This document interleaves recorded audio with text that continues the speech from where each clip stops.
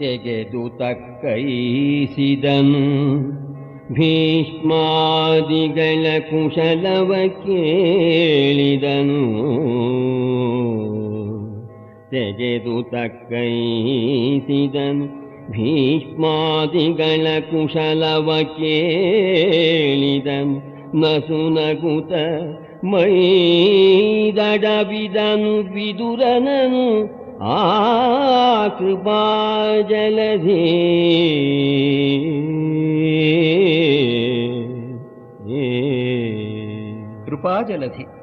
ಕೃಪಾಜಲಧಿ ಕೃಷ್ಣ ವಿದುರನ ಮೈದಡವಿದನಂತೆ. ತನ್ನ ಅತ್ತೆಯ ಮಕ್ಕಳನ್ನ ಅರಗಿನ ಮನೆಯ ಬೆಂಕಿಯಿಂದ ಉಳಿಸಿದ್ದಕ್ಕೆ ಕೃತಜ್ಞತೆಯನ್ನು ತೋರಿಸುತ್ತಿದ್ದಾನೆ ಕೃಷ್ಣ. ನಸುನಗುತ ಮೈದಡವಿದನು. ನಿನಗೆ ಆಭಾರಿಯಾಗಿದ್ದೇನೆ ನಾನು ವಿದುರ ಅಂತ ತಬ್ಬಿಕೊಂಡಾಗ ವಿದುರನ ಕಿವಿಯಲ್ಲಿ ಹೇಳಿರಬೇಕು ಕೃಷ್ಣ ಅಲ್ಲ. ಕೃಷ್ಣನ ಧರ್ಮ ಸಂರಕ್ಷಣಾ ಕಾರ್ಯದಲ್ಲಿ ವಿದುರನ ಒತ್ತಾಸೆ ಭಾರತದ ಇತಿಹಾಸದಲ್ಲಿ ಸ್ವರ್ಣಾಕ್ಷರಗಳಲ್ಲಿ ಬರೆದಿಡುವಂಥದ್ದು. ವಿದುರ, ಆ ಧೃತರಾಷ್ಟ್ರ ಒರಟ ಕ್ರೂರಿ, ಬಂಧುಗಳನ್ನು ನಿಜಕ್ಕೂ ನೆನೆಯುತ್ತಾನೆಯೇ ವಿದುರ? ವಿಗಡನಾ ಧೃತರಾಷ್ಟ್ರನು ಈ ಬಂಧುಗಳ ನೆನೆವನೇ. ವಿಗಡನಾ ಧೃತರಾಷ್ಟ್ರನು ಈ ಬಂಧುಗಳ ನೆನೆವನೇ. ಪಾಂಡು ಸುತರಿಗೆ ಸೊಗಸುವನೇ ವಿದುರ. ಆ ಧೃತರಾಷ್ಟ್ರನು ಈ ಪಾಂಡು ಸುತರಿಗೆ ಸೊಗಸುವನೇ. ನೀ ಬಂದೆಲೇ ಸಾಯಿತು ಎಂದನ ಸುರಾರೇ. ಪಾಂಡು ಸುತರನ್ನ ನಿಜವಾಗಲೂ ಸಹಿಸುತ್ತಾನೆ ಅವನು. ಅದು ಹೇಗೆ ಇರಲಿ ವಿದುರ, ನೀ ಬಂದದ್ದು ಸರಿಯಾಯಿತು. ಬೇರಾರು ಬಂದಿದ್ದರೂ ಸರಿಯಾಗುತ್ತಿರಲಿಲ್ಲ. ಅಲ್ಲದೆ ನಿನ್ನ ಜತೆ ನಾ ಮಾತನಾಡುವುದು ಬಹಳ ಇದೆ ವಿದುರ. ನೀ ಬಂದೆ ಲೇಸಾಯಿತು. ಹಾಗೆ ಹೇಳಿ ಮಾರನೇ ದಿನ ಕೃಷ್ಣ ಪಾಂಡವರನ್ನ ವಿದುರನನ್ನ ಏಕಾಂತ ಸಭೆಗಾಗಿ ಕರೆಯುತ್ತಿದ್ದಾನೆ. ಕಳುಹಿದನು ಬೀಡಾರಗಿ ಆತನ. ಕಳುಹಿದನು ಬೀಡಾರಗೆ ಆತನ. ಬಳಿಯ ಪರಿವಾರವನು ಮನ್ನಿಸಿ ಬಳಿಕ ಮರುದಿನ ಮೇಳವಿಸಿದರು ಮಂತ್ರಶಾಲೆಯಲಿ. ತಿಳುಹಿದನು ಧೃತರಾಷ್ಟ್ರ ಭೀಷ್ಮರ ಲಲಿತ ಮತವನು. ತಿಳುಹಿದನು ಧೃತರಾಷ್ಟ್ರ ಭೀಷ್ಮರ ಲಲಿತ ಮತವನು. ಬಂಧು ವರ್ಗ ಸ್ಖಲಿತವನು ಸೈರಿಸುವುದು. ಬಂಧು ವರ್ಗ ಸ್ಖಲಿತವನು ಸೈರಿಸುವುದೆಂದನು ವಿನಯದಲ್ಲಿ ವಿದುರ.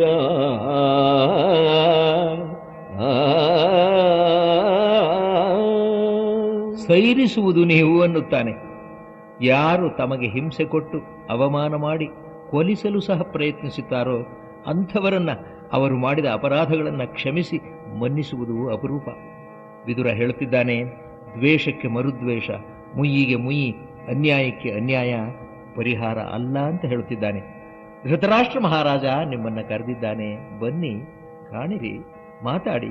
ಭೀಷ್ಮ ದ್ರೋಣ ಕೃಪಾದಿಗಳು ನಿಮಗೆಲ್ಲ ಶುಭ ಕೋರುತ್ತಾರೆ, ಬನ್ನಿ. ಕರೆಸಿದನು ಧೃತರಾಷ್ಟ್ರನನು. ಕರೆಸಿದನು ಧೃತರಾಷ್ಟ್ರನು ಆತನ ಚರಣವನು ಕಾಬುದು. ಕರೆಸಿದನು ಧೃತರಾಷ್ಟ್ರನು ಆತನ ಚರಣವನು ಕಾಂಬುದು. ನದೀಸುದ ಗುರು ಕೃಪರು ನಿಮಗೊಳ್ಳಿದರು ನೀವಖಿಲ ರಾಜ್ಯದಲ್ಲಿ ಸರಿಯ ಕೊಂಬುದು. ಅಖಂಡವಾದ ಈ ಸಾಮ್ರಾಜ್ಯದಲ್ಲಿ ಸರಿ ಸಮ ಆಗಿ ವಿಭಾಗಿಸಿ ಅರ್ಧವನ್ನ ನೀವು ಪಡೆಯಿರಿ.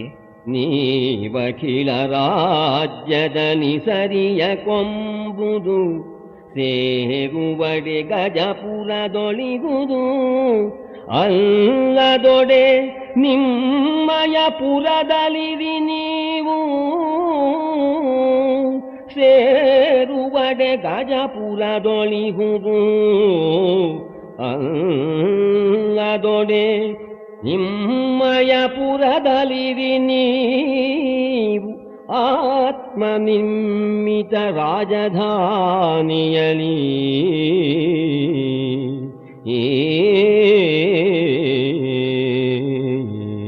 ವಿದುರ ಮುಂದುವರೆದು ಹೇಳುತ್ತಿದ್ದಾನೆ, ಹೊಂದಿಕೊಂಡು ಇರಬಹುದಾದರೆ, ಸಾಧ್ಯವಾದರೆ ಹಸ್ತಿನಾಪುರದಲ್ಲೇ ಇರಬಹುದು, ಇಲ್ಲವಾದರೆ ನೀವೇ ನಿರ್ಮಿಸಿಕೊಂಡ ನಿಮಗೆ ಇಷ್ಟವಾದ ಕಡೆ ಇರಬಹುದು ಅಂತ ಹೇಳ್ತಾನೆ. ಸೂಚ್ಯವಾಗಿ ಕೌರವ, ಕರ್ಣ, ಶಕುನಿ, ದುಶ್ಯಾಸನರ ದುಷ್ಟ ಚತುಷ್ಟಯರ ಮಾತನ್ನ ಲೆಕ್ಕಿಸಬೇಡಿ ಅಂತ ಹೇಳ್ತಾನೆ. ದ್ರುಪದ ಮಹಾರಾಜನಿಗೆ ಧೃತರಾಷ್ಟ್ರನ ಸಂದೇಶವನ್ನು ತಿಳಿಸಿ, ನಿಮ್ಮ ಸಂಬಂಧದಿಂದ ನಮಗೆ ಸಂತೋಷವಾಗಿದೆ. ನಿಮ್ಮ ಪ್ರಿಯ ಮಿತ್ರ ದ್ರೋಣ ತನ್ನ ವಿಶ್ವಾಸವನ್ನು ತಿಳಿಸಿದ್ದಾನೆ. ನಿನ್ನ ಬಾಂಧವ್ಯದಿಂದ ಪಾಂಡವರು ಉಪಕೃತರಾಗಿದ್ದಾರೆ. ರಾಜಧಾನಿಯು 5 ಸೋದರರನ್ನೂ ನೂತನ ವಧುವನ್ನೂ ಕಾಣಲು ಹಾತೊರೆಯುತ್ತಿದೆ. ಕಳಿಸಿಕೊಡುವುದಾದರೆ ಮಹಾರಾಜ ನನ್ನ ಜೊತೆಯಲ್ಲೇ ಕರೆದುಕೊಂಡು ಹೋಗುತ್ತೇನೆ ಅಂತ ಹೇಳ್ದ. ಅದಕ್ಕೆ ದ್ರುಪದ ವಿನಯದಿಂದ ಹೇಳ್ತಿದ್ದಾನೆ, ಶ್ರೀಕೃಷ್ಣ ಪಾಂಡವರು ಇಲ್ಲಿರುವುದು ನಮ್ಮ ಭಾಗ್ಯ. ಅವರಿಗೆ ಯಾವಾಗ ಹೋಗಬೇಕು ಎನ್ನಿಸುತ್ತದೆಯೋ ಆಗ ಅವರು ಹೊರಡಬಹುದು ಅನ್ನುತ್ತಾನೆ. ಶ್ರೀಕೃಷ್ಣನಿಗೆ ವಿದುರನ ದ್ರುಪದನ ಮಾತು ಒಪ್ಪಿಗೆಯಾಯಿತು. ಕೃಷ್ಣನಿಗೆ ಸರಿ ಅನಿಸಿ ಮುರಕರನಹುದೆನಿಸಿ, ಮುರಕರನಹುದೆನಿಸಿ, ಭೂಮೀಶ್ವರನ ಮೆಚ್ಚಿಸಿ, ಭೀಮನನು ಮನಬರಿಸಿ, ಪಾರ್ಥನದೊಲಿಸಿ, ಮಾದ್ರೀಸುತರನೊಡಬಡಿಸಿ, ಅರಸಿಗಭಿಮತವೆನಿಸಿ, ಅರಸಿಗಭಿಮತವೆನಿಸಿ, ಪಾಂಚಾಲರಿಗೆ ಕಾರ್ಯವಿದನಿಸಿ, ಕುಂತಿಗೆ ಪರಮ ಹರುಷವ ರಚಿಸಿ ನುಡಿದನು ಸಂಧಿಯನು ವಿದುರ.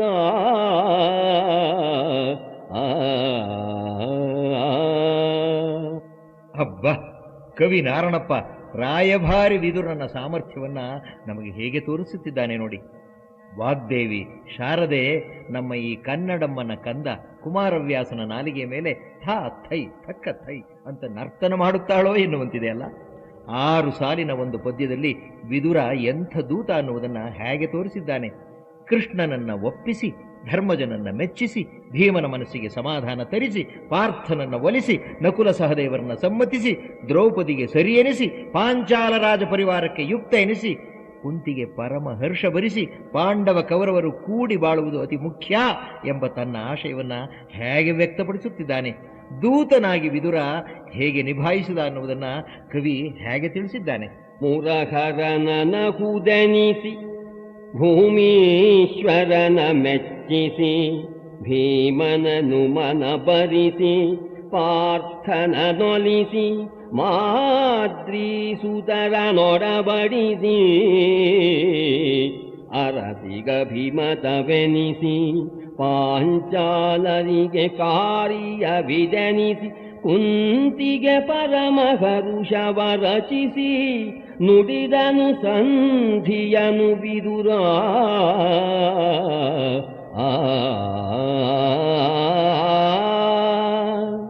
ಹಿಂದಿನಿಂದ ಸೇರಿಕೊಂಡು ಬಂದಿದ್ದ ಕೊಳೆ ಕಳೆದು ವಾತಾವರಣ ನಿರ್ಮಲವಾಯಿತು.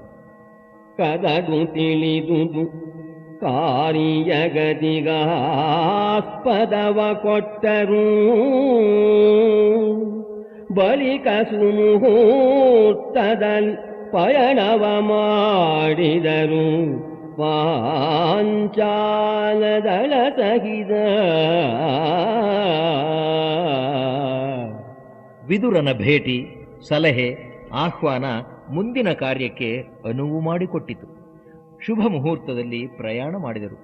ಪಾಂಚಾಲ ರಾಜ ಅಂಗರಕ್ಷಕರಾದಿಯಾಗಿ ತನ್ನ ದಳದಿಂದ ಕೆಲವರನ್ನ ಕಳಿಸಿಕೊಡ್ತಾನೆ.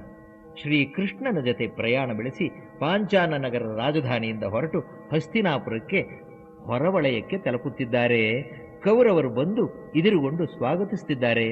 ಅವರ ಸಮೇತ ಹಸ್ತಿನಾಪುರವನ್ನ ಹೊಕ್ಕರು.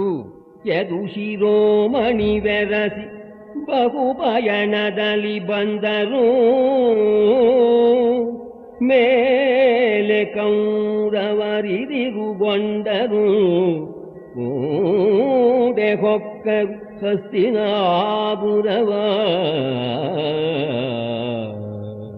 ರಾಜಧಾನಿಯ ಒಳಗೆ ಹೊರಗೆ ಜನ ಕಿಕ್ಕಿರಿದರು. ಪಾಂಡವರನ್ನ ಕಂಡು ಹರ್ಷದಿಂದ ಉಬ್ಬಿದರಂತೆ. ಸದ್ಯ ಧರ್ಮರಾಜ ಬಂದ, ನಮ್ಮನ್ನೆಲ್ಲ ತನ್ನ ಬಂಧುಗಳಂತೆ ಕಾಣುತ್ತಾನೆ ಅವನು ಅಂದುಕೊಂಡರಂತೆ ಅವರೆಲ್ಲರೂ ಕೂಡ. ಧರ್ಮರಾಜಾದಿಗಳು ದೊಡ್ಡಪ್ಪ ಧೃತರಾಷ್ಟ್ರನಿಗೆ, ತಾತ ಭೀಷ್ಮನಿಗೆ ಎಲ್ಲರಿಗೂ ಬಂದು ನಮಸ್ಕಾರವನ್ನು ಮಾಡುತ್ತಿದ್ದಾರೆ. ಬಂದು ಕಾಣಿಕೆ ಗೊತ್ತು, ಬಂದು ಕಾಣಿಕೆ ಗೊತ್ತು, ಗಂಗಾನಂದನ ಧೃತರಾಷ್ಟ್ರನನು ಸಾನಂದದಲ್ಲಿ ಗಾಂಧಾರಿಯನು ಗುರು ಗೌತಮಾದಿಗಳ ವಂದಿಸಿದರಿವರೈವರು.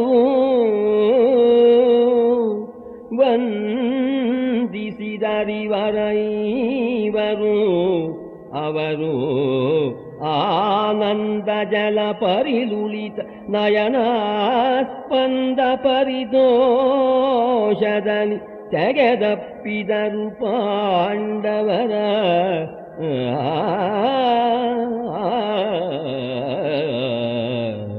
ದೊಡ್ಡಮ್ಮ ಗಾಂಧಾರಿ ಗುರು ದ್ರೋಣ ಕೃಪರಿಗೆ ವಂದಿಸಿದರು. ಪರಸ್ಪರ ಆಲಿಂಗಿಸಿಕೊಂಡು ಹರ್ಷದ ಬಾಷ್ಪ ಸುರಿಸಿದರು. ಧೃತರಾಷ್ಟ್ರ ತನ್ನ 100 ಮಕ್ಕಳನ್ನ ಕರೆಸಿದ. ದಾಯಾದಿ ಸೋದರರು ಪರಸ್ಪರ ಅಪ್ಪಿಕೊಂಡರು. ಕರೆಸಿ ತನ್ನ ಕುಮಾರಕರನು ವರನು ಕಾಣಿಸಿದನು. ತನ್ನ ಕುಮಾರಕರ ಕರೆಸಿ ವರನು ಕಾಣಿಸಿದನು. ಪರಸ್ಪರ ಪರಮ ಸಂಪ್ರೀತಿಗಳ ನಿಬಿಡಾಲಿಂಗನೋತ್ಸವದ.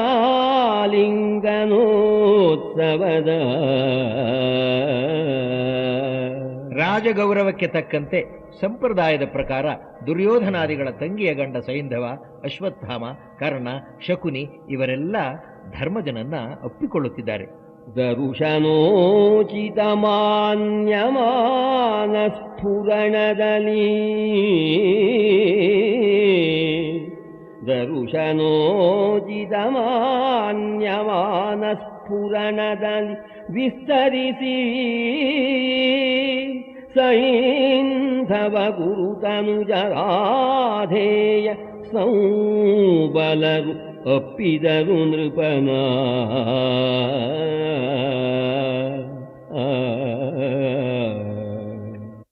ಜನಮೇಜಯ ಮಹಾರಾಜ, ಯಾದವರು ಹಾಗೂ ಪಾಂಚಾಲರೊಂದಿಗೆ ಪಂಚಪಾಂಡವರು ಗಳಿಸಿದ ಬಾಂಧವ್ಯ ಮಹತ್ತರವಾದದ್ದು. ಇದೊಂದು ವಿಶೇಷ ಉತ್ಸವವೇ ಆಯಿತಪ್ಪ. ಪೌರ ಜನರೆಲ್ಲ ಕೊಂಡಾಡಿದರು ಅವರನ್ನು. ಯಾದವರು ಪಾಂಚಾಲರಲ್ಲಿ ಸಂಪಾದಿಸಿದುದು ಅನ್ಯೋನ್ಯ ಘನ ಸಂವಾದ ಸುಖ ಸಂಪ್ರೀತಿ ಮೆರೆಯಕ್ಕೆ ಇಷ್ಟ ಸತ್ಕಾರ. ಆದುದುತ್ಸವ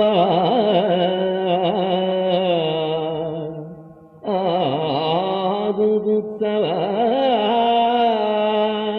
ಸಂಭ್ರಮವಂತೆ ಪುರಜನರಿಗೆಲ್ಲ. ಪಾಂಡವರು ಬಂದದ್ದನ್ನು ನೋಡಿ ಸಂತೋಷದಿಂದ ಅವರು ಮಾತನಾಡಿಕೊಳ್ತಿದ್ದಾರೆ. ಧರ್ಮರಾಜ ಬಂದ, ಧರ್ಮದಿಂದ ರಾಜ್ಯ ಪರಿಪಾಲನೆ ಮಾಡುತ್ತಾನೆ ಅವನು. ನಮಗೆ ಇನ್ನು ಸುಖದ ದಿನಗಳೇ ಕಾದಿವೆ. ನಾವೇನಾದರೂ ಕಿಂಚಿತ್ ಸತ್ಕಾರ್ಯ ಮಾಡಿದ್ದರೆ ಅದರ ಪುಣ್ಯದ ಫಲ ಇದು. ಧರ್ಮರಾಜಾದಿಗಳು ಬಂದದ್ದು ನಮ್ಮ ಭಾಗ್ಯ.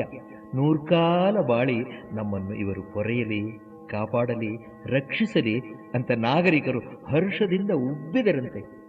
ದುರ್ಯೋಧನ ಪ್ರಜೆಗಳ ದೃಷ್ಟಿಯಲ್ಲಿ ಹೇಗಿದ್ದ ಅನ್ನುವುದನ್ನು ಕವಿ ನಮಗೆ ತೋರಿಸುತ್ತಿದ್ದಾನೆ.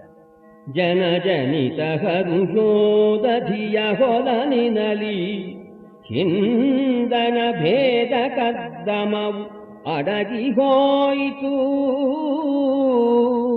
ಜನಜನಿತ ಹರುಷೋದಧಿಯ ಹೊಲಲಿನಲಿ ಹಿಂದನ ಭೇದ ಕದ್ದಮವಡಗಿ ಹೋಯಿತು. ಅವನೀಶ ಕೀಳೆಂದ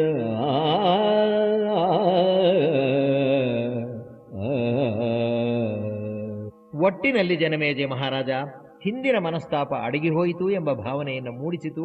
ಪಾಂಡವರ ಆಗಮನ, ದಾಯಾದ್ಯರೊಂದಿಗೆ ಮಿಲನ ಅಂತ ವೈಶಂಪಾಯನರು ಹೇಳ್ತಾ ಇದ್ದಾರೆ. ಪಾಂಡವರು ನಿರ್ಭೀತರಾಗಿ ಅನ್ಯೋನ್ಯ ಭಾವದಿಂದ ಬಾಳುತ್ತಿದ್ದರಂತೆ.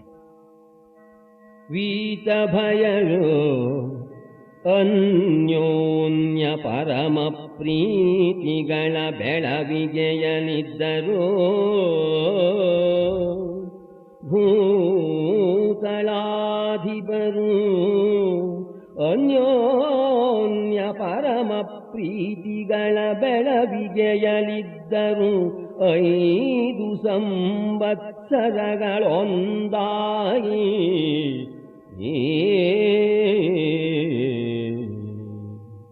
ಖ್ಯಾತವಿದು ಪಾಂಚಾಲಪುರದೊಳು ಅತೀತವಾಯಿತೊಂದು ವರುಷವು. ಖ್ಯಾತವಿದು ಪಾಂಚಾಲಪುರದೊಳು ಅತೀತವಾಯಿತೊಂದು ವರುಷವು. ಅಭೀತ ಧರ್ಮಸುತಂಗೆ 36 ಸಮವಾಯಿತು.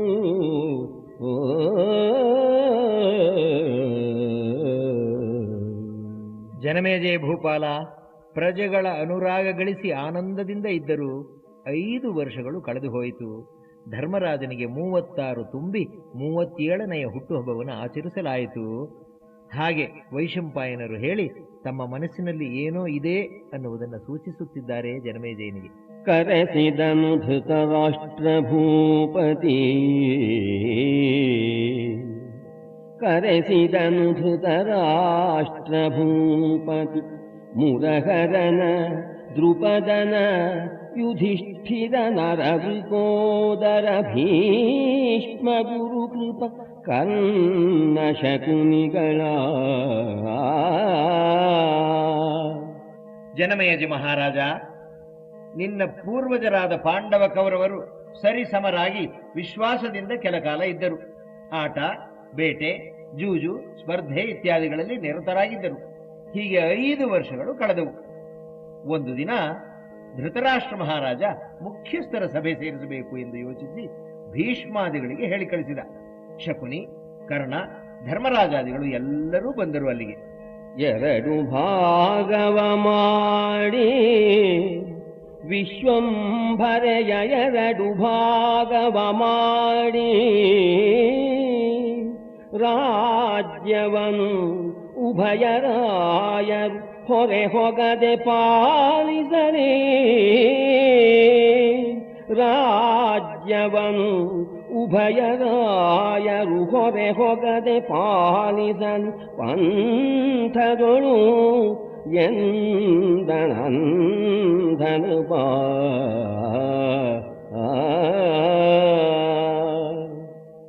ಈಗ ಕಾಲ ಸನ್ನಿವೇಶ ಚೆನ್ನಾಗಿದೆ. ದಾಯಾದಿಗಳು ಅನ್ಯೋನ್ಯವಾಗಿದ್ದಾರೆ. ಈ ರಾಜ್ಯವನ್ನ 2 ಪಾಲು ಮಾಡೋಣ. ಪಾಂಡವರು ಕೌರವರು ಪರಸ್ಪರ ದ್ವೇಷಾಸೂಯೆ ಇಲ್ಲದೆ ಅನ್ಯೋನ್ಯದಿಂದ ರಾಜ್ಯಭಾರ ಮಾಡಲಿ. ರಾಜ್ಯ, ಕೋಶ, ಭಂಡಾರ, ಸೇನೆ ಎಲ್ಲದರ ಆಡಳಿತ ನಿರ್ವಹಣೆಯನ್ನು ಇಬ್ಬಾಗ ಮಾಡಿಬಿಡೋಣ ಎಂತಂದ. ಅಹುದು ಹೊನ್ನೆಗವಲ್ಲ, ಅಹುದು ಹೊನ್ನೆಗವಲ್ಲ, ಹುಲ್ಲರ ಕುಕಕ ಕೊಳ್ಳದು. ಬೇರೆ ರಾಜ್ಯದೊಳಿಗರೆ ಸೇರುವೆ ದೃಢಬಹುದು. ದಾಯಾದ ಮಾರ್ಗದಲ್ಲಿ ಗಗನವೇ ಕಾಮಿಷ ಸಮುದ್ಭವ ದಹಿತತನದುತ್ತರಣವು. ಅತಿ ದುಸ್ಸಹವಲೇ ಏಕಾಮಿಷ ಸಮುದ್ಭವದ ಹಿತತನದುತ್ತರಣವು ಅತಿ ದುಸ್ಸಹವಲೇ ನೀನೆನೆದಹದಲೇಸು ನೀನೆನೆದಹದಲೇಸು ಎಂದನ ಭೀಷ್ಮ.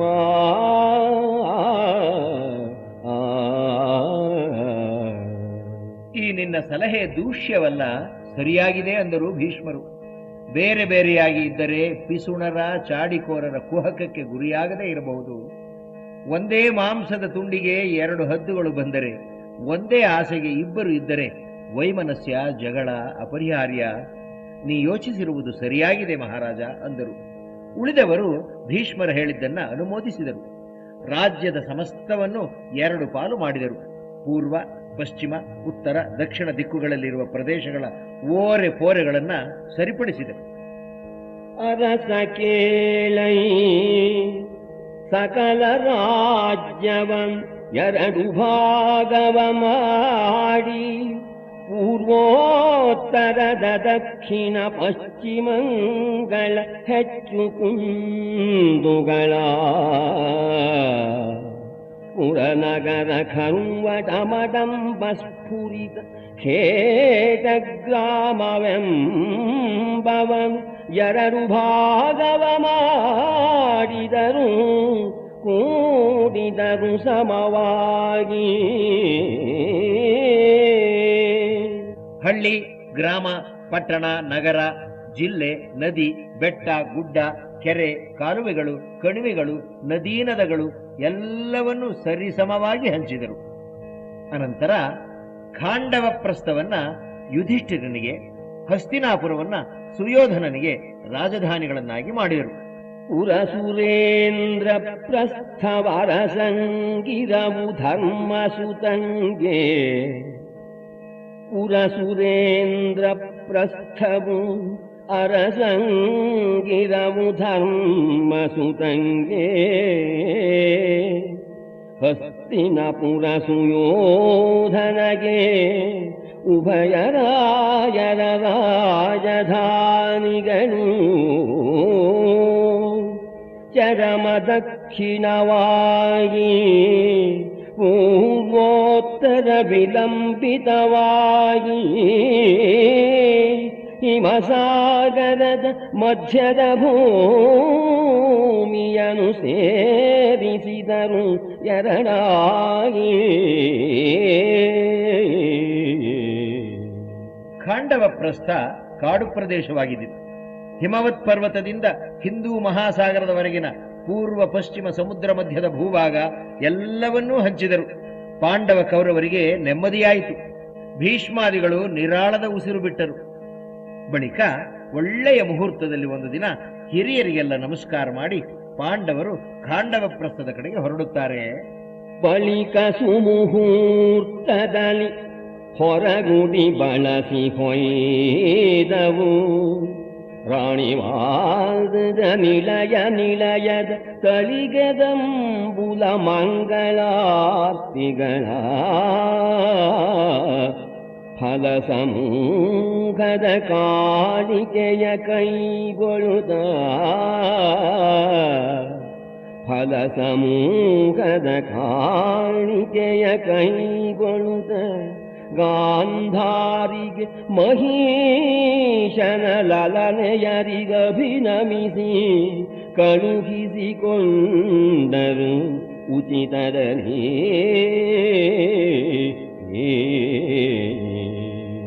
ಕವಿ ನಮಗೆ ಹೇಳ್ತಾ ಇದ್ದಾನೆ, ಧರ್ಮರಾಜ ಒಂದು ಸಣ್ಣ ವಿಷಯವನ್ನು ಎಷ್ಟು ನಿಗಾ ಕೊಟ್ಟು ನಡೆಸುತ್ತಿದ್ದಾನೆ ಅಂತ. ದೊಡ್ಡಮ್ಮ ದೊಡ್ಡಪ್ಪ ಗಾಂಧಾರಿ ಧೃತರಾಷ್ಟ್ರರನ್ನ ನೀವು ಶ್ರಮ ತೆಗೆದುಕೊಳ್ಳಬೇಡಿ, ಅರಮನೆಯಲ್ಲೇ ಇರಿ ಎಂದು ಹೇಳಿ ಅವರ ಆಶೀರ್ವಾದ ಪಡೆದು ಹೊರಡುತ್ತಾನಂತೆ. ಅವರನ್ನ ಅರಮನೆಯ ಬಾಗಿಲಲ್ಲೇ ನಿಲ್ಲಿಸಿ ದಾಯಾದಿಗಳ ಸೋದರರನ್ನೆಲ್ಲ ಊರಗಡಿಯಲ್ಲಿ ನಿಲ್ಲಿಸಿದರು. ಭೀಷ್ಮ ದ್ರೋಣರು ರಥವನ್ನು ಹಿಂಬಾಲಿಸುತ್ತಾ ತುಸು ದೂರ ಹೋದರು. ಕಳುಕಲೈತಂದ ಅಂಧ ನೃಪತಿಯ ನಿಲ್ಲಿಸಿದರು ನಿಲಯದಲ್ಲಿ ಕಳುಗಲೈ ತಂದ ಅಂಧ ನೃಪತಿಯ ನಿಲ್ಲಿಸಿದರು ನಿಲಯದಲ್ಲಿ ಕೌರವ ಕುಲದ ನೂರ್ವರ ಕರ್ಣ ಶಕುನಿ ಜಯದ್ರಥಾದಿಗಳ ನಿಲ್ಲಿಸಿದರು ಗಜಪುರದ ಯೋಜನದಳತೆಯಲಿ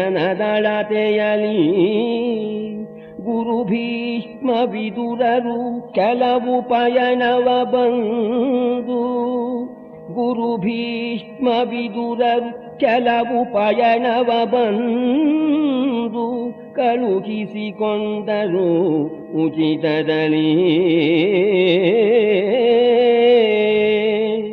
ಭೀಷ್ಮಾದಿಗಳು ಹಿತ ನುಡಿ ಹೇಳಿ ಹರಸಿ ಹಿಂತಿರುಗಿದರು.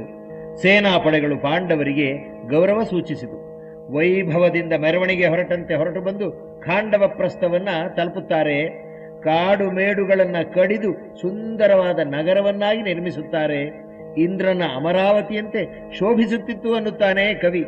ಎಂದೇ ಅದಕ್ಕೆ ಇಂದ್ರಪ್ರಸ್ಥ ಎಂಬ ಹೆಸರನ್ನು ಇಟ್ಟರು. ಪ್ರಧಾನ ವೀಥಿಗಳು, ಅಡ್ಡರಸ್ತೆಗಳು, ಬೀದಿಗಳ ಮುರಿವುಗಳು, ಕೇರಿಗಳು, ಸಾಲು ಸಾಲಾದ ಉಪ್ಪರಿಗೆ ಮನೆಗಳು, ನೆಲಮಾಳಿಗೆಗಳು, ಉದ್ಯಾನವನಗಳು, ಹೊಂಗೆಲಸಗಳಿಂದ ಇಡೀ ನಗರವೇ ರಂಜಿಸುತ್ತಿತ್ತು. ಹೇಮ ನಿರ್ಮಿತ ಗೋಪುರಗಳಿಂದ ಕಂಗೊಳಿಸುವಂತಹ ದೇವಾಲಯಗಳು, ಸಿಂಗರಿಸಿಕೊಂಡು ವನಪು ವಯ್ಯಾರಗಳಿಂದ ಓಡಿಯಾಡುವ ಸುಂದರಿಯರಾದ ಸುವಾಸಿನಿಯರು, ಹೀಗೆ ಎಲ್ಲ ವಿಧದಲ್ಲೂ ಜನಮೇಜಯ ಮಹಾರಾಜ ಇಂದ್ರಪ್ರಸ್ಥವು ಉನ್ನತ ಮಟ್ಟದ ನಗರಿಯಾಗಿದ್ದಿತು. ಪಾಂಡವರು ಆಗಮಿಸಿದರು ಎಂದು ಕೇಳಿ ಪುರಜನರು ಅವರ ಮುಖಂಡರು ಗುಂಪು ಗುಂಪಾಗಿ ಬಂದು ಕಂಡು ಧರ್ಮರಾಜನಿಗೆ ಗೌರವ ಸಲ್ಲಿಸಿದರು, ಕಾಣಿಕೆ ಅರ್ಪಿಸಿದರು. ಧರ್ಮರಾಜ ಎಲ್ಲರಿಗೂ ದರ್ಶನವನ್ನು ಕೊಟ್ಟು ಸವಿಮಾತಿನಿಂದ ಅವರನ್ನು ಗೌರವಿಸಿದರು. ದೃಪದಾದಿಗಳಿಗೆ ಕೃತಜ್ಞತೆ ಸೂಚಿಸಿ ಗೌರವಿಸಿ ಕಳಿಸಿಕೊಡುತ್ತಾನೆ. ಶ್ರೀಕೃಷ್ಣನು ದಾಯಾದಿಗಳ ವಿಷಯದಲ್ಲಿ ಎಚ್ಚರವಾಗಿರಬೇಕು ಎಂದು ಯುಧಿಷ್ಠನಿಗೆ ಸೂಚನೆಯನ್ನು ಕೊಡ್ತಾ ಇದ್ದಾನೆ. ಕರೆಸಿ ಕುಂತಿಯ ದ್ರೌಪದಿಯರನು ಕರೆಸಿ ಕುಂತಿಯ ದ್ರೌಪದಿಯರನು ಕರಣ ವಚನಾಮೃತದ ರಸದನಿ ಹೊರೆದು ಕರಣ ವಚನಾಮೃತದ ರಸದನಿ ಹೊರೆದು ಕೃತದಾಯಾದ ವಿಷಮ ವಿರೋಧ ವರ್ತನವನರುಹಿ ಸ್ವೇದಾನದ ಸಮಾಹಿತ ತರದ ಬುದ್ಧಿಯ ಗಣಿಸಿ ಸ್ವೇದಾನದ ಸಮಾಹಿತ ತರದ ಬುದ್ಧಿಯ ಗಣಿಸಿ ಯಾದವರ ರಸ ವಿಜಯಂಗೈದನು ಆದ್ವಾರಕಿಗೆ ಹರುಷದಲ್ಲಿ.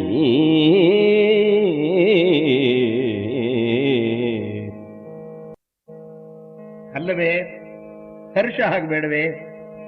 ಕೃಷ್ಣ ಅತ್ತೆ ಕುಂತಿಗೆ ನಮಿಸಿ ಭೀಮಾರ್ಜುನ ನಕುಲ ಸಹದೇವರಿಗೆ ದ್ರೌಪದಿಗೆ ಹಿತ ನುಡಿಯನ್ನ ಹೇಳಿ ದ್ವಾರಕೆಗೆ ಹೊರಟು ಬಂದ. ಇತ್ತ ಜನಮೇಜಯ ಮಹಾರಾಜ ಧರ್ಮರಾಜನ ರಾಜ್ಯಭಾರವು ಪ್ರಾರಂಭವಾಯಿತು. ಧರ್ಮರಾಜನು ಇದ್ದ ರಾಜಧಾನಿಗೆ ಅನೇಕ ವಿದ್ವಾಂಸರು ಕಲಾವಿದರು ಬಂದು ಸೇರಿದರು. ಅವನ ದಕ್ಷತೆ ಹಿಂದಿನ ಪ್ರಖ್ಯಾತ ರಾಜರಾದ ಬಲಿಚಕ್ರವರ್ತಿ, ನಳ, ನಹುಷ, ಸಗರ, ಭರತ, ಹರಿಶ್ಚಂದ್ರ, ಪುರೂರವಾದಿಗಳ ದಕ್ಷತೆ ಸಾಮರ್ಥ್ಯಕ್ಕಿಂತ ಮಿಗಿಲಾಗಿದ್ದಿತು. ಧರ್ಮದಿಂದ ರಾಜ್ಯಭಾರ ನಡೆಸತೊಡಗಿದ. ಕೃತಯುಗದಲ್ಲಿ ಜನಮೇಜಯ ಧರ್ಮವು 4 ಪಾದಗಳ ಮೇಲೆ ನಿಂತಿದ್ದಿತು. ಅಂದರೆ ಪ್ರಜೆಗಳೆಲ್ಲರೂ ಸತ್ಯಸಂಧರಾಗಿ ಧರ್ಮನಿಷ್ಠರಾಗಿದ್ದರು. ಅನಂತರ ತ್ರೇತಾಯುಗದಲ್ಲಿ ಅದು 3 ಪಾದಗಳ ಮೇಲೆ ನಿಂತಿತು. ಅಂದರೆ ಸಮಾಜವು ಸಡಿಲತೊಡಗಿತು. ದ್ವಾಪರ ಯುಗದಲ್ಲಿ ಅದು ಮತ್ತಷ್ಟು ಕ್ಷೀಣಿಸಿ 2 ಪಾದಗಳ ಮೇಲೆ ನಿಂತಿತ್ತು.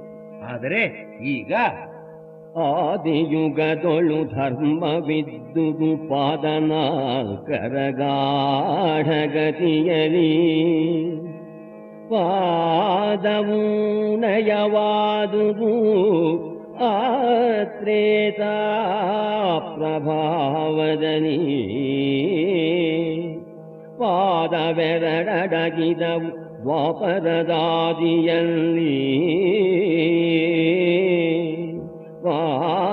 ಪಾದವೆರಡಗಿದವು ದ್ವಾಪರದಾದಿಯಲ್ಲಿ ಯುಧಿಷ್ಠಿರನ ರಾಜ್ಯೋದಯದಲ್ಲಿ ಅಂಕುರಿಸಿ ಸುಳಿದುದು 4 ಪಾದದಲ್ಲಿ ಯುಧಿಷ್ಠಿರನ ರಾಜ್ಯೋದಯದಲ್ಲಿ ಅಂಕುರಿಸಿ ಸುಳಿದುದು 4 ಪಾದದಲ್ಲಿ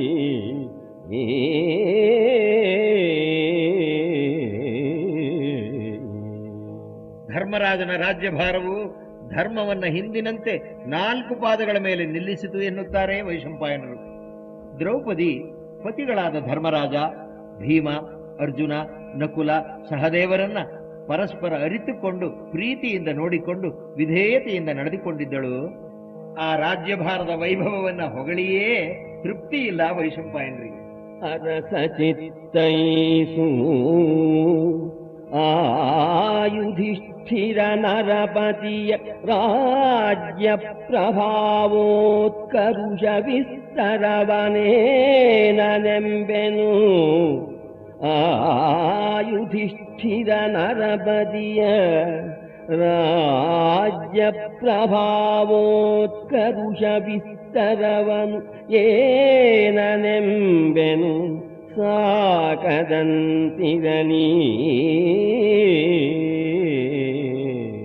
ಒಂದು ದಿನ ಅಣ್ಣ ತಮ್ಮಂದಿರೆಲ್ಲ ಅರಮನೆಯ ಉದ್ಯಾನವನದಲ್ಲಿ ದ್ರೌಪದಿಯೊಂದಿಗೆ ಕುಳಿತಿದ್ದರು. ಇದ್ದಕ್ಕಿದ್ದಂತೆ ದೂರದಲ್ಲಿ ತಮ್ಮ ಕಡೆಗೇ ಬರುತ್ತಿದ್ದ ಜ್ಯೋತಿಯೊಂದನ್ನ ಕಂಡರು. ಆ ಜ್ಯೋತಿ ಜನಮೇಜಯ ಮಹಾರಾಜ ಬೇರಾವುದೂ ಅಲ್ಲ, ಸಾಕ್ಷಾತ್ ನಾರದ ಮಹರ್ಷಿಗಳು ಎಂದು ಹೇಳುತ್ತಾರೆ ವೈಶಂಪಾಯನರು. ಪರಮ ವಿಭವದೊಳು ಒಂದು ದಿನ 5 ನಿಜಾಸ್ಥಾನದಲ್ಲಿ ಹರಿವಿಷ್ಟರದೊಳಿದ್ದರು. ಒಂದು ದಿನ 5 ನಿಜಾಸ್ಥಾನದಲ್ಲಿ ಹರಿವಿಷ್ಟರದೊಳಿದ್ದರು. ಕಂಡರು ಅತಿ ದೂರದಲ್ಲಿ ನಾರದನ, ಕಂಡರತಿ ದೂರದಲ್ಲಿ ನಾರದನ.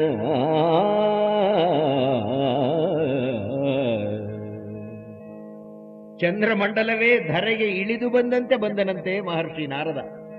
ಬಂದನಿವರೋಲಗಕ್ಕೆ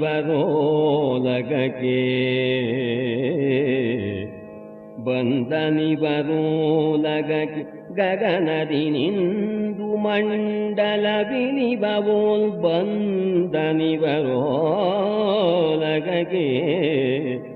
ನೃಪವೃಂದವೆದ್ದಭಿನಮಿಸಿದುದು ಪದಯುಗಕ್ಕೆ ಮುನಿಪದಿಯ.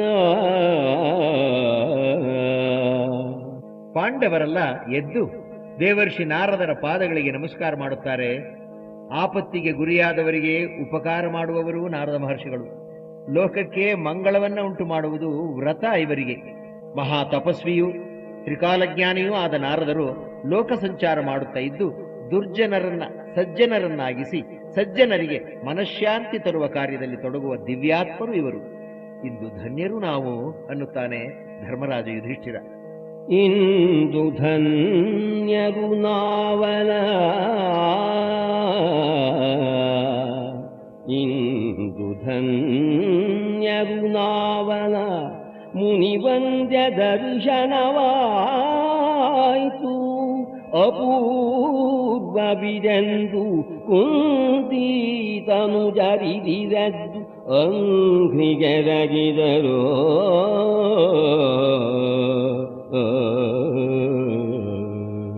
ಧರ್ಮರಾಜನು ನಾರದ ಮಹರ್ಷಿಗೆ ಅರ್ಘ್ಯಪಾದ್ಯಾದಿಗಳನ್ನಿತ್ತು ಗೌರವಿಸಿದ.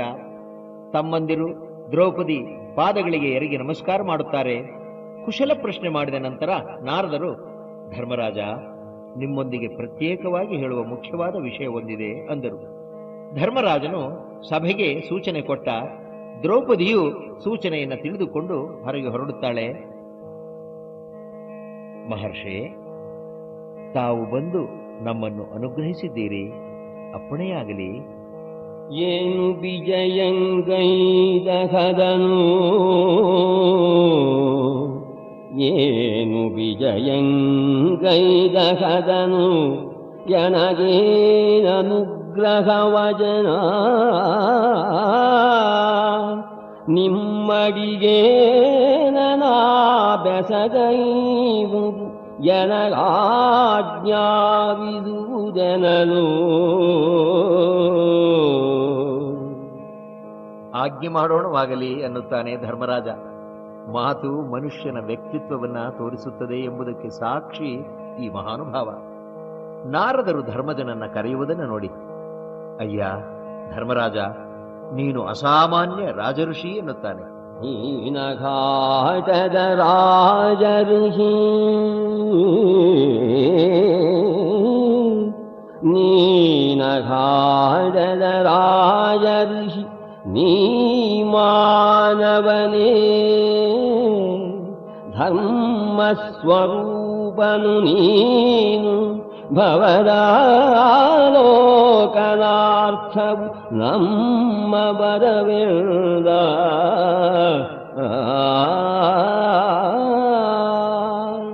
ನೀ ಸಾಮಾನ್ಯ ಮನುಷ್ಯ ಅಲ್ಲ, ಧರ್ಮವೇ ಮೂರ್ತಿವೆತ್ತು ಬಂದಿದ್ದೀಯಾ ಧರ್ಮರಾಜ ಈ ಭುವಿಗೆ ಅನ್ನುತ್ತಾನೆ. ನಿನ್ನನ್ನು ನೋಡಿ ಹೋಗೋಣವೆಂದೇ ಬಂದೆ ಅನ್ನುತ್ತಾರೆ ದೇವರ್ಷಿ ನಾರದರು. ಧರ್ಮರಾಜ, ನೀನು ಭಾಗ್ಯಶಾಲಿಯಪ್ಪ. ನಿನ್ನ ತಮ್ಮಂದಿರೋ ಲೋಕೈಕ ವೀರರಾದ ಭೀಮಾರ್ಜುನರು. ಅನುಜರನು ಹೇಳುವರೆ ಭೀಮಾರ್ಜುನರೋ, ಅನುಜರನು ಹೇಳುವರೆ ಭೀಮಾರ್ಜುನರು. ವಧುವಾರೆಂಬರೆ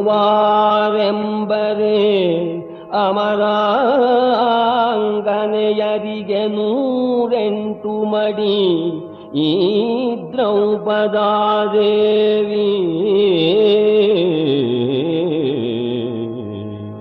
ಕೈ ಹಿಡಿದಿರುವ ವಧುವೋ ದೇವಲೋಕದ ಸ್ತ್ರೀಯರಿಗೂ ಮಿಗಿಲಾದ ಗುಣ ರೂಪ ಅತಿಶಯವನ್ನು ಹೊಂದಿರುವವಳು. ಇನ್ನು ನಿಮಗೆ ಸಹಾಯಕನಾಗಿರುವವನು ಘನ ಸಹಾಯನ್ ಹವಣಿನವನೆಂಬೆನೆ. ಚತುರ್ದಶ ಭುವನಪತಿ ಘನ ಸಹಾಯನು ಹವಣಿನವನೆಂಬೆನೆ. ಚತುರ್ದಶ ಭುವನಪತಿ ನೃಪ ನಿನಗೆ ಪಾಡೆ.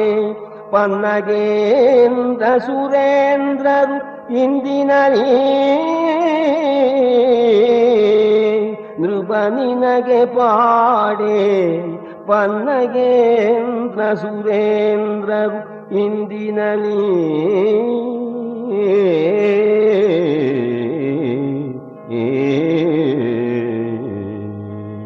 ಸಾಕ್ಷಾತ್ ಕೃಷ್ಣ ನಿಮ್ಮವನಾಗಿದ್ದಾನೆ. ದೇವೇಂದ್ರ ಕೂಡ ನಿನಗೆ ಸಮನೇ ಧರ್ಮರಾಜ ಅಂದರು. ಮುಂದುವರಿಸಿ, ಆದರೆ ಆದೊಡೊಂದಿಹುದು ಐವರಿಗೆ ವಧುವಾದಳಿ ದ್ರೌಪದಿ. ಮಹೇಶ್ವರನಾದಿಯಲಿ ಕರುಣಿಸಿದ ವರದನಿ. ಐವರಿಗೆ ವಧುವಾದಳಿ ದ್ರೌಪದಿ. ಪುಣ್ಯ ಕಥನವಿದು. ಐವರಿಗೆ, ನಿಮ್ಮೈವರಿಗೆ ವಧು ಆಗಿದ್ದಾಳೆ ಈ ದ್ರೌಪದಿ. ಇದು ಈಶ್ವರನ ಅನುಗ್ರಹದಿಂದ ಆಗಿರುವ ಸಂಗತಿ. ನೀವೈವರೂ ಈಕೆಯನ್ನ ಇಷ್ಟಪಡುತ್ತಿದ್ದೀರಿ. ಧರ್ಮರಾಜ, ಒಂದು ವಸ್ತುವಿಗೆ ಒಬ್ಬರಿಗಿಂತ ಹೆಚ್ಚು ಮಂದಿ ಆಶಿಸುವುದಕ್ಕೆ ಏಕಾಮಿಷ ಅನ್ನುತ್ತಾರೆ. ಹಿಂದೆ, ಬಹು ಹಿಂದೆ ಇಂಥ ಒಂದು ಘಟನೆ ನಡೆಯಿತು. ಮೇದಿನಿಯೊಳು ಏಕಾಮಿಷ ಸ್ಥಿತಿಯಾದಿದು.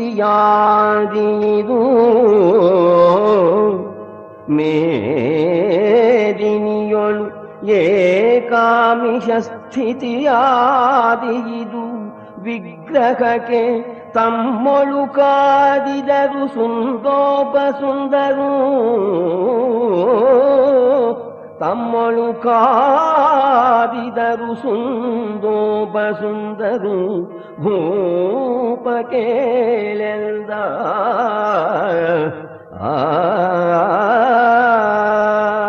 ಸುಂದ ಉಪಸುಂದ ಎಂಬ ಇಬ್ಬರು ಅಣ್ಣ ತಮ್ಮಂದಿರು. ಅವರು ರಾಕ್ಷಸರು. ಇಬ್ಬರು ಉಗ್ರ ತಪಸ್ಸನ್ನು ಮಾಡುತ್ತಾರೆ. ಬ್ರಹ್ಮ ಪ್ರತ್ಯಕ್ಷನಾಗುತ್ತಾನೆ. ಏನು ವರಬೇಕು ನಿಮಗೆ ಅಂತ ಕೇಳುತ್ತಾನೆ.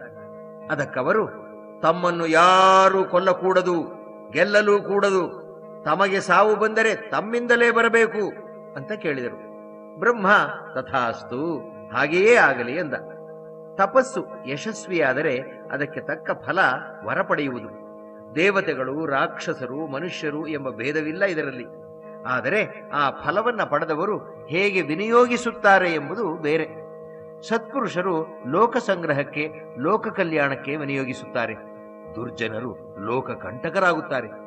ಈ ಇಬ್ಬರು ಸೋದರರು ಸುಂದ ಉಪಸುಂದರರು ಹಿಂಸಾಕೃತ್ಯ ಕೈಕೊಂಡು ಲೋಕ ಕಂಟಕರಾದರು. ತಾವಿಬ್ಬರೂ ಪರಸ್ಪರ ಪ್ರೀತಿಯಿಂದ ಏಕದೇಹಿಗಳಂತೆ ಅನ್ಯೋನ್ಯದಿಂದ ಇದ್ದರು. ಈ ಇಬ್ಬರ ಹಿಂಸೆಗೆ ಜನ ಬಲಿಯಾದರು. ದೇವರು ಇದಕ್ಕೊಂದು ಪರಿಹಾರವನ್ನು ಕಂಡುಹಿಡಿಯುತ್ತಾನೆ. ಬಳಿಕ ಸಂಖ್ಯಾದದ ಸುರೋರಗಲನೆಯರಲಿ ತಿಲಾಂಶ ಮಾತ್ರದ ಚನುವಿಕೆಯನೇ ತೆಗೆದು ಅಸಂಖ್ಯಾತದ ಸುರೋರಗಲನೆಯರಲಿ ತಿಲಾಂಶ ಮಾತ್ರದ ಚಲುವಿಕೆಯನೇ ತೆಗೆದು ನಿರ್ಮಿಸಿದನು ವರಾಂಗನೆಯ. ದೇವ, ದಾನವ, ಗಂಧರ್ವ, ಯಕ್ಷ, ಕಿನ್ನರರು, ಮಾನವರಲ್ಲಿ ಇರುವ ಅತ್ಯಂತ ಚೆಲುವಾದ ವಸ್ತುಗಳಿಂದ ತಿಲದಷ್ಟು ಅಂದರೆ ಎಳ್ಳು ಕಾಳಿನಷ್ಟು ಸೌಂದರ್ಯವನ್ನ ಆರಿಸಿ ಒಂದು ಸ್ತ್ರೀಯನ್ನು ಸೃಷ್ಟಿಸಿದ. ಸುರಸುಂದರಿಯಾಗಿದ್ದ ಆಕೆಗೆ ತಿಲೋತ್ತಮೆ ಎಂದು ಹೆಸರಿಟ್ಟ. ಬೆಳಗಿದಾಕೆಯ ಹೆಸರು ದಿವ್ಯಾವಳಿಯೊಳೈದೆ ತಿಲೋತ್ತಮಾಹ್ವಯದಿ. ಬೆಳಗಿದಾಕೆಯ ಹೆಸರು ದಿವ್ಯಾವಳಿಯೊಳೈದೆ ತಿಲೋತ್ತಮಾಹ್ವಯದಿ. ಅಳಿಕುಳಾಳಕಿಗೆ ಅಬುಜ ಭವನೇಮಿಸಿದನು ಈ ಕದನ. ಈ ಇಬ್ಬರು ಸೋದರರು ಇದ್ದಲ್ಲಿಗೆ ಬಂದು ಇವರ ಕಣ್ಣಿಗೆ ಬಿದ್ದಳು. ಈ ಲೋಕ ಕಂಟಕರನ್ನ ನಾಶ ಮಾಡಬೇಕೆಂದೇ ಬಂದಳು. ತನ್ನ ಕಣ್ಣೋಟವೆಂಬ ಸನ್ನೆಗೋಲಿನಿಂದ ತಿಲೋತ್ತಮೆ ಇವರಿಬ್ಬರ ಮನಸ್ಸನ್ನ ಮೀಟಿದಳು ಅನ್ನುತ್ತಾನೆ ಕುಮಾರವ್ಯಾಸ. ಅವರ ಕೆಡಿಸುವ ಕದನ ಕೈಕೊಂಡು ಅವನಿಗೈ ತಂದಳು. ವಿನೋದದೊಳಿಬದಿರಿದ್ದರು ಬನದೊಳಗೆ ಮದಿರಾಮದೋದ್ಧತರು. ಯುವತಿಯನು ಕಂಡರು,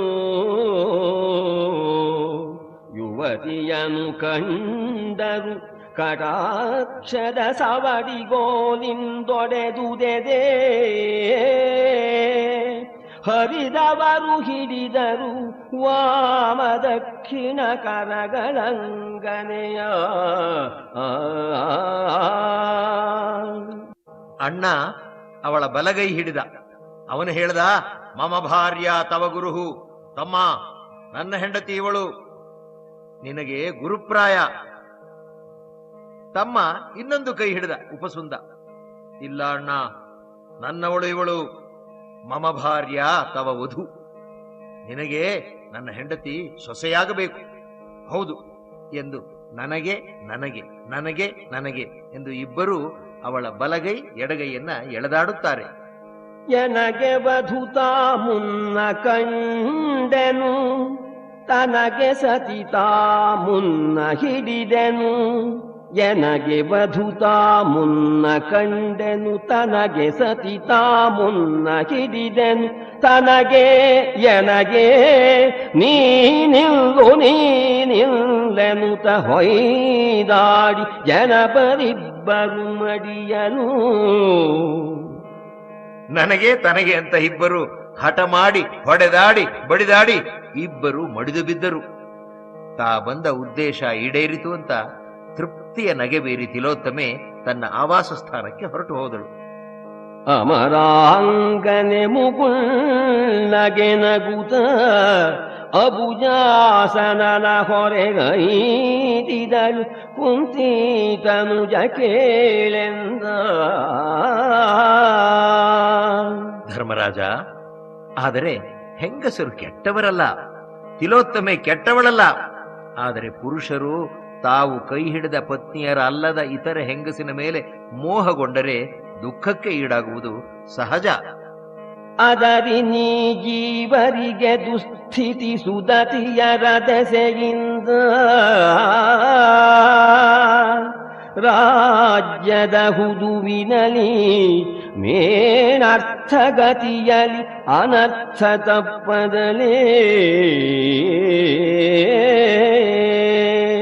ತತ್ರಾಪಿ ರಾಜ್ಯ ರಕ್ಷಣೆಯಲ್ಲಿ ತೊಡಗಿರುವವರು, ಧನಾರ್ಜನೆಯಲ್ಲಿ ಈಡುಪಟ್ಟವರು, ಸಾರ್ವಜನಿಕ ಕ್ಷೇತ್ರದಲ್ಲಿ ಇರುವವರು ಹೆಂಗಸರ ವಿಷಯದಲ್ಲಿ ಎಚ್ಚರವಾಗಿರಬೇಕು ಧರ್ಮರಾಜ.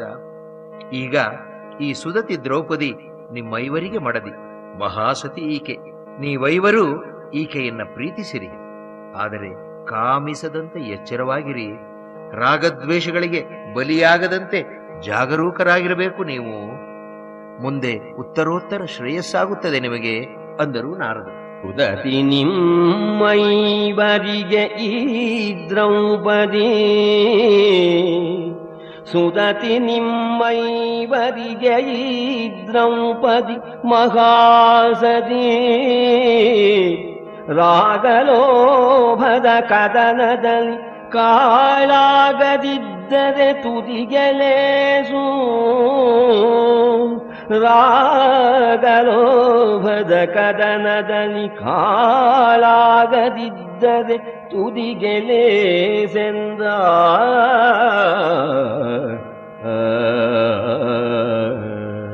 ಹಾಗಾದರೆ ಮಹರ್ಷೆ, ತಾವೇ ನಮಗೆ ಮಾರ್ಗದರ್ಶನ ನೀಡಿ.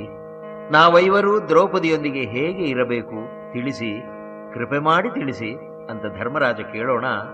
ಹಾಗಾದರೆ ಅರಸ ಕೇಳು. ಅರಸ ಚಿತ್ತೈಸು ಒಂದು ವತ್ಸರವಿರಲಿ ನಿಮ್ಮೊಬ್ಬರಲಿ ಸತಿ. ಅರಸ ಚಿತ್ತೈಸು ಒಂದು ವತ್ಸರವಿರಲಿ ನಿಮ್ಮೊಬ್ಬರಲಿ ಸತಿ. ಮರುವರುಷಕ್ಕೊಬ್ಬನೊಳು ಇಂತು ಪಂಚಕ ಕೈದು ವರುಷದಲ್ಲಿ.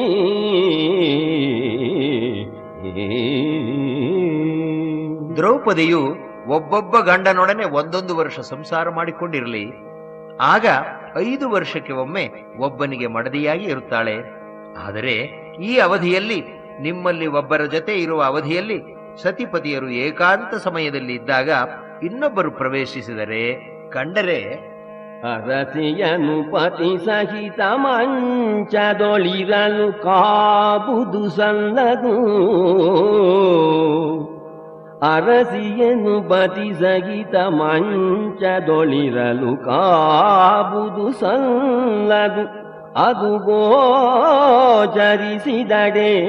ಬಳಿಕದಕ್ಕೆ ಪ್ರಾಯಶ್ಚಿತ್ತ ವಿಧಿಯುಂಟು.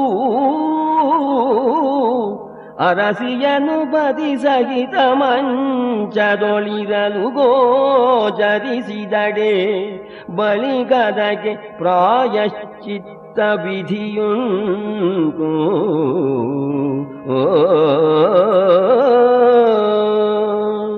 ಹಾಗೆ ಆದರೆ ಪ್ರಾಯಶ್ಚಿತ್ತ ರೂಪದಲ್ಲಿ ವರ್ಷ ಕಾಲ ವನವಾಸ ಮಾಡಬೇಕು ಎಂಬ ವಿಧಿಯನ್ನ ರೂಪಿಸಿಕೊಂಡು ಪಾಲಿಸಬೇಕು.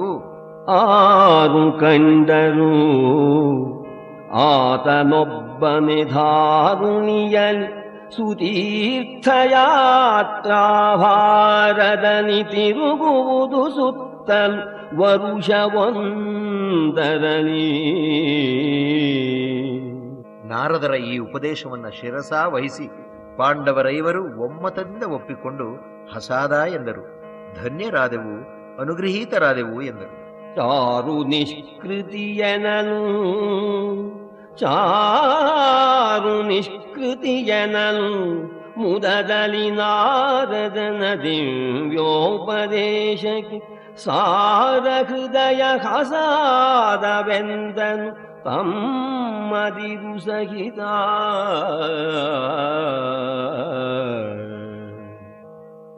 ನಾರದರು ಬಂದದ್ದು ಪರಮಾತ್ಮನ ವೀರ ನಾರಾಯಣ ಸ್ವಾಮಿಯ ಕರುಣೆಯಿಂದಲೇ ಎಂಬುದರಲ್ಲಿ ಸಂಶಯವಿಲ್ಲ ಎನ್ನುತ್ತಾನೆ ನಮ್ಮ ಕವಿ ಕುಮಾರವ್ಯಾಸ.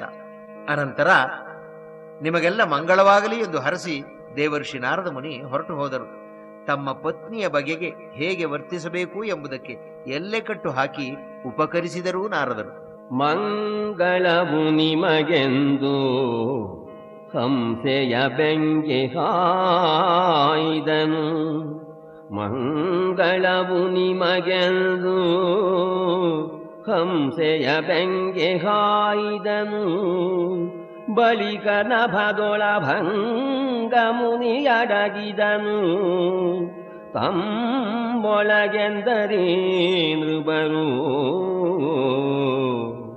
ಅಂಗನಾ ವಿಷಯದಲ್ಲಿ ಸೀಮಾ ಸಂಗತಿಯ ಸೇರಿಸಿದನೈ ಮುನಿ ಪುಂಗವನ ಕರುಣದಲ್ಲಿ.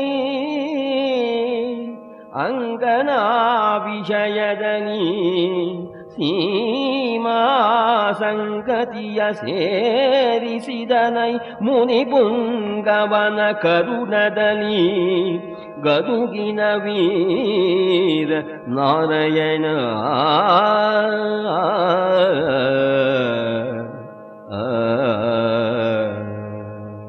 ಜನಮೇಜಯ ಭೂಪಾಲ, ಹೀಗೆ ನಾರದ ಮುನಿಯು ಪಾಂಡವರು ತಮ್ಮ ಕುಟುಂಬ ಜೀವನವನ್ನು ಹೇಗೆ ನಡೆಸಬೇಕು, ಹೇಗೆ ನಡೆಸಿದರೆ ಕ್ಷೇಮ ಎಂಬುದನ್ನು ತಿಳಿಸಿ ಒಂದು ನಿಬಂಧನೆಯನ್ನು ವಿಧಿಸಿ ಉಪಕರಿಸಿ ಹೊರಟು ಹೋದರಷ್ಟೇ.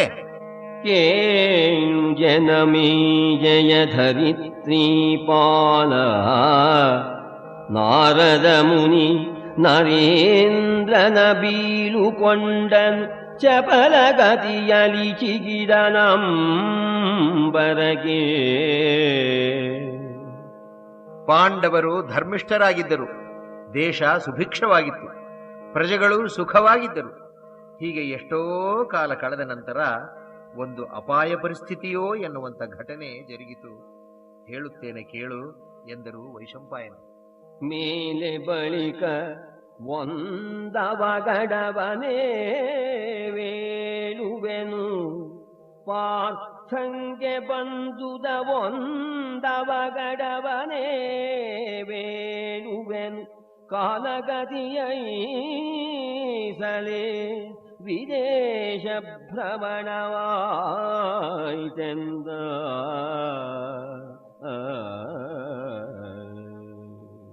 ಪಾಂಡವರು ಧರ್ಮಿಷ್ಠರಾಗಿದ್ದರು, ದೇಶ ಸುಭಿಕ್ಷವಾಗಿತ್ತು, ಪ್ರಜೆಗಳು ಸುಖವಾಗಿದ್ದರು. ಹೀಗೆ ಎಷ್ಟೋ ಕಾಲ ಕಳೆದ ನಂತರ ಒಂದು ದಿನ ನರನವಳಿತದೊಳು ಒಂದು ಸಮಯದೊಳು ಇರುಳು ತಸ್ಕರ ಬಾಧೆಯಲಿ ಭೂಸುರರು ಬಾಯಿ ಬಿಡುತ್ತೈದೆ ಇಂದ್ರಪ್ರಸ್ಥಪುರವರವ. ಮೊರೆಯ ಬಾಯಿಗಳ ಹುಂದು ಕೈಗಳ ಹರಿದ ಮೈಗಳ ಸೆಕೆಯ ಸುಯಿಗಳ ತರದ ಬೈಗಳ ಕಳಕಳವ ಕೇಳಿದನು ಕಲಿಪಾರ್ಥ. ಕಳ್ಳರು ಕೆಲವರು ಬ್ರಾಹ್ಮಣನೊಬ್ಬನ ಹಸುಗಳನ್ನು ಕದ್ದೊಯ್ದರು. ಆ ಬ್ರಾಹ್ಮಣ ತನ್ನ ಬಂಧುಗಳ ಜತೆ ಇಂದ್ರಪ್ರಸ್ಥಕ್ಕೆ ಏದು ಸುರು ಬಿಡುತ್ತಾ ಓಡೋಡಿ ಬಂದು ಅರ್ಜುನನನ್ನ ಕಂಡ. ಕರೆಸಿ ವಿಪ್ರರ ಬಾಧೆಗಳನ್ನಾದರಿಸಿ ಕೇಳಿದು ಸಂತಪಿಸಿ ಪರಿಹರಿಸಿ ಕೊಡುವೆನು ದುಷ್ಟಪಾತಚ್ಚರ ಪರಿಪ್ಲವ. ನಮ್ಮ ಹಸುಗಳನ್ನು ಕಳ್ಳರು ಕದ್ದೊಯ್ದರು, ನಮಗೆ ಪುನಃ ಅವನ್ನು ದೊರಕಿಸಿಕೊಡಬೇಕು ಅಂತ ಕೇಳಿ ಅಳತೊಡಗಿದರು ಅವರು. ಮರಳಿ ನೀವೆಂದವರ ಬೀಳ್ಕೊಂಡು ಅರಿನಿವಾರಣ ಬಂದನು ಅಗ್ಗದ ಶರಧನುವ ಕೊಳಲೆಂದು ರಾಯನ ಸಜ್ಜೆಯರ ಮನೆಗೆ.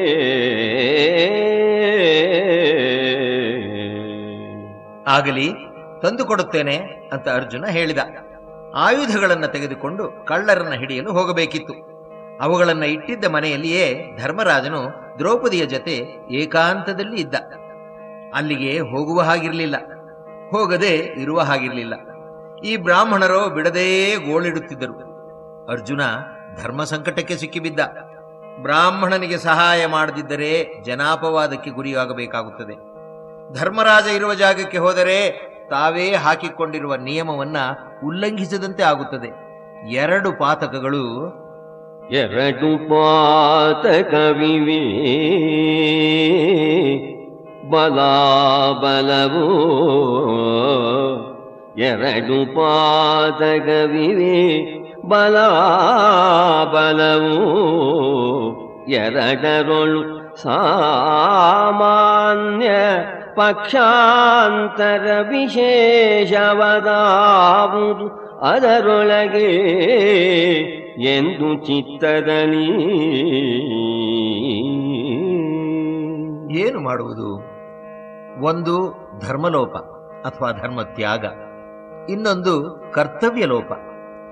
2 ಪಾಪಗಳಲ್ಲಿ ಯಾವುದನ್ನು ಮಾಡುವುದು? ಮನಸ್ಸಿನಲ್ಲೇ ಮಥಿಸಿದ, ಮತ್ತೆ ಮತ್ತೆ ಯೋಚಿಸಿ ಒಂದು ನಿರ್ಧಾರಕ್ಕೆ ಬಂದ ಅರ್ಜುನ. ಒರೆದೊರೆದು ನೋಡಿದನು